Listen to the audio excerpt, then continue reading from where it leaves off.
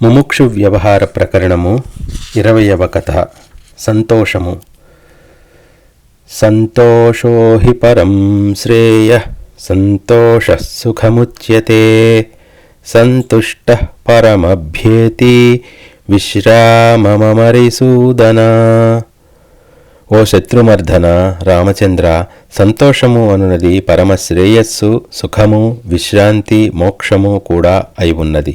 అట్టి సంతోషము అను దానిని సొంతం చేసుకున్న వారికి సంపదలు, రాజ్యాధికారాలు, వందిమాగధ జనము వంటివి కూడా ఎండుగడ్డి పరకల వలె అతి తుచ్చమైనవే అయి ఉంటాయి.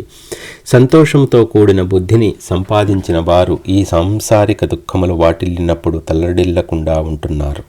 సుఖములు పొందినప్పుడు తబ్బిబ్బు కాకుండా ఉంటున్నారు.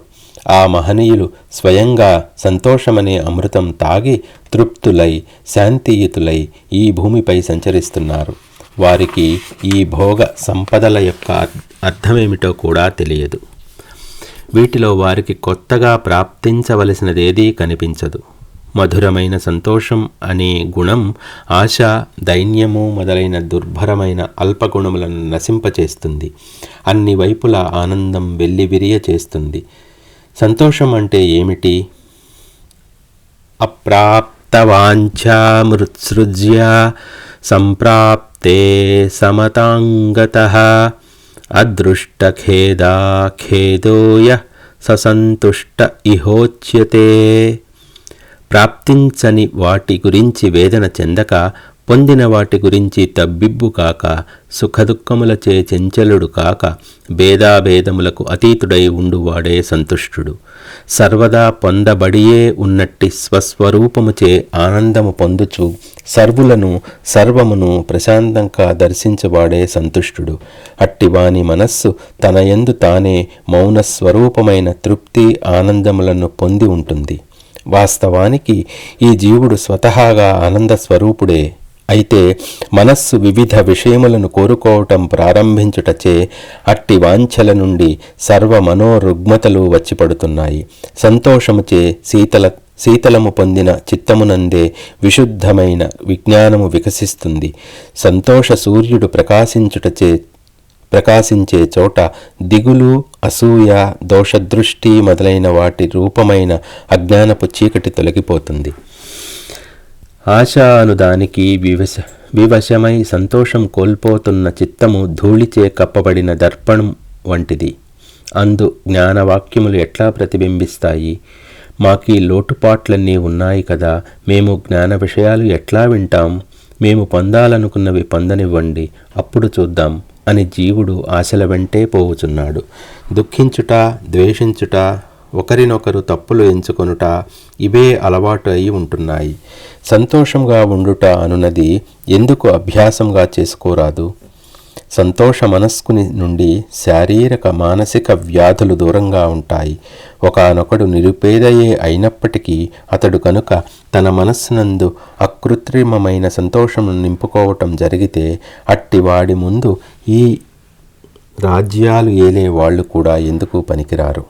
అట్టి అభ్యాసము తప్పకుండా సాధ్యమే అని సర్వజనులు దృష్టిలో పెట్టుకుని చెప్పుచున్నాం.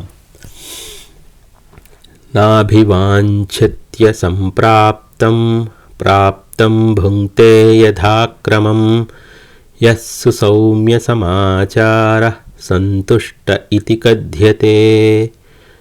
అప్రాప్తములైన విషయముల గురించి ఖేదము చెందకుండా ప్రాప్తములైన వాటిని ఉత్తమ అవగాహనతో అనుభవిస్తూ సౌమ్యమైన ఆచరణ కలిగి ఉండువాడే సంతోషము ఒక అలవాటుగా అవగలదు.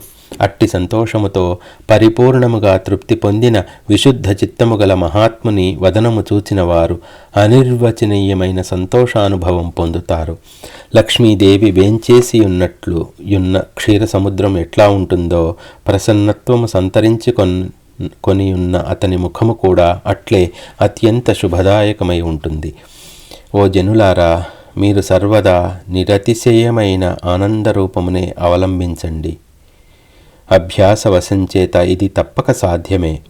మేము ఏమి పొందామని ఈ స్వల్ప విషయములను దీర్ఘదర్శనం చేయుటకు మీకు ఇట్టి అభ్యాసం కొరబడుతోంది. స్వయం కల్పిత దోషములైనట్టి తృష్ణ, అసంతృప్తులు అత్యంత ప్రమాదకరమైనవి. అవి మనస్సును అనేక దోషములచే, మోహములచే, అపార్థములచే నింపివేస్తున్నాయి. అందుచేత పౌరుష బలంచేత తృష్ణను జయించివేయండి. తృష్ణ ఉన్న చోట సంతోషం ఎట్లా ఉంటుంది? సంతోషము అను మాధుర్యముతో నిండియున్న చిత్తము స్వయంగా తనంతట తానే శాంతశీతలమగు బుద్ధి స్థైర్యములను పొందుతోంది. సంపదలు కూడా సంతోష చిత్తుని భృత్యుని వలె అనుసరిస్తున్నాయి. తన యందు తానే సంతుష్టుడై ఉండువాడు ఇతరుల శారీరక మానసిక రుగ్మతలను క్షీణింపచేయగలడు. కళంకరహితము, శీతలము, విశుద్ధము అయినట్టి చిత్తవృత్తి స్వయంగా సంతోషమును పొందుతోంది. అట్టి చిత్తవృత్తి కలవాడు సమబుద్ధితో కూడుకొనినవాడై ప్రశాంతమును, మౌనమును, ఆనందము, ఉత్సాహము ఒకే సమయంలో తన ముఖమునందు ప్రకటించుతున్నాడు. అట్టి వాని ముఖము చూచినంత మాత్రం చేత మనందరికీ ఆనందము, సుఖము కలుగుతున్నాయి. అట్టి పురుషుడు తారసపడినప్పుడు అతనికి దేవతలు, మునులు కూడా నమస్కరిస్తున్నారు.